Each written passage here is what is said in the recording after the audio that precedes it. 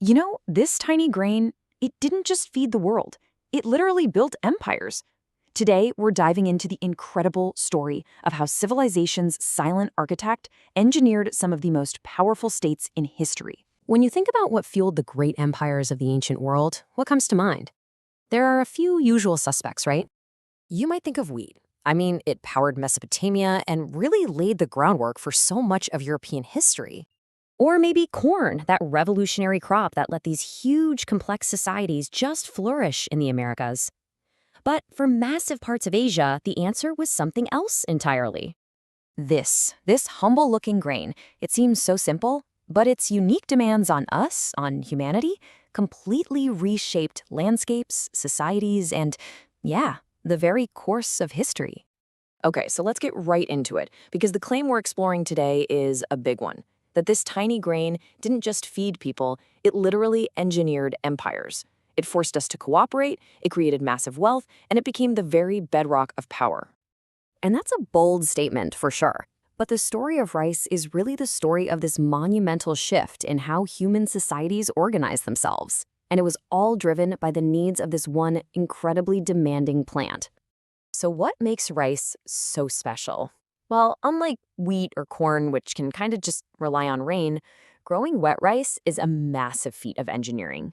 It's this immense challenge that forces societies to fundamentally change their environment and themselves.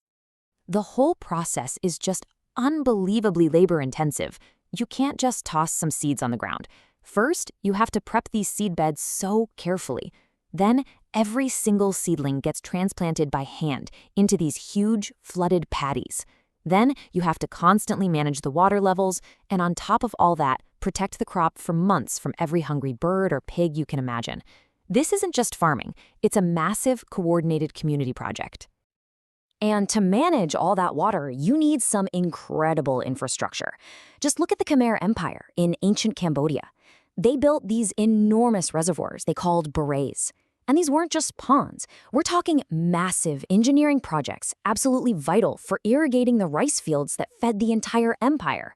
They were so important, they even took on this deep religious meaning, symbolizing a cosmic ocean. And here's what's so fascinating. The problem of growing rice, the fact that it needed so much controlled water and coordinated labor, was also the solution to building a complex society. You simply could not grow rice at scale without organizing people, planning for the future, and all working together. So how do you get from a bunch of people working together in a field to a king sitting on a throne? How does solving a farming problem create actual political power?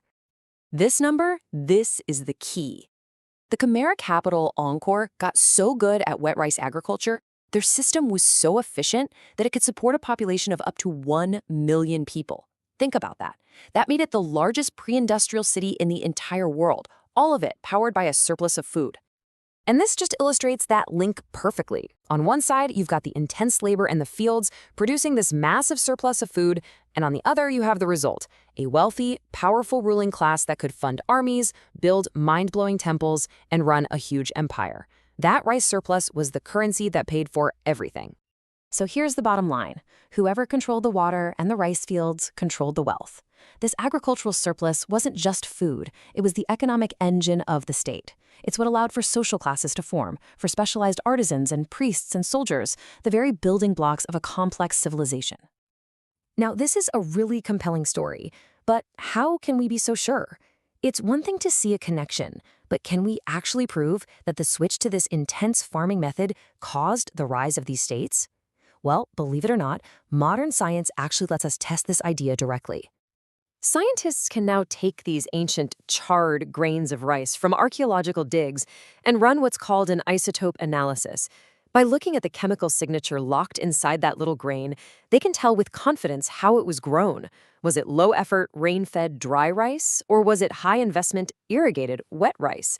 It means we now have hard data from thousands of years ago. And that data shows a pattern that is just crystal clear. Take a look at this timeline from South Sulawesi in Indonesia. In the 13th century, complex societies start to pop up at the exact same time we find the first evidence for wet rice cultivation. About a century later, writing appears. And by the 16th century, you've got powerful kingdoms. The foundation, the very first step up that ladder of complexity, was the switch to wet rice. But the impact of rice goes so much deeper than just economics or building empires. This grain became woven into the very fabric of culture, of belief, of identity, all across Asia. This quote really says it all. For societies whose entire existence hinged on the success of this one crop, rice was way more than just food. It was life itself, and it was treated with the kind of respect that life deserves. You know, in many traditional cultures, rice is seen as a sacred gift. It has its own gods and goddesses, like the mother of rice. This effigy is from Vietnam, who guards the fields and makes sure they're fertile. The whole cycle of planting and harvesting is tied to the human life cycle through myths and songs and rituals. So it's not just a side dish, is it? It's a direct link to this epic story of human ingenuity, cooperation, and belief. Every single grain is a tiny piece of a history that literally reshaped the planet. Kind of makes you wonder, doesn't it? The biggest revolutions in human history are so often driven by things we totally take for granted. What humble force, what simple staple might be shaping our own future right now?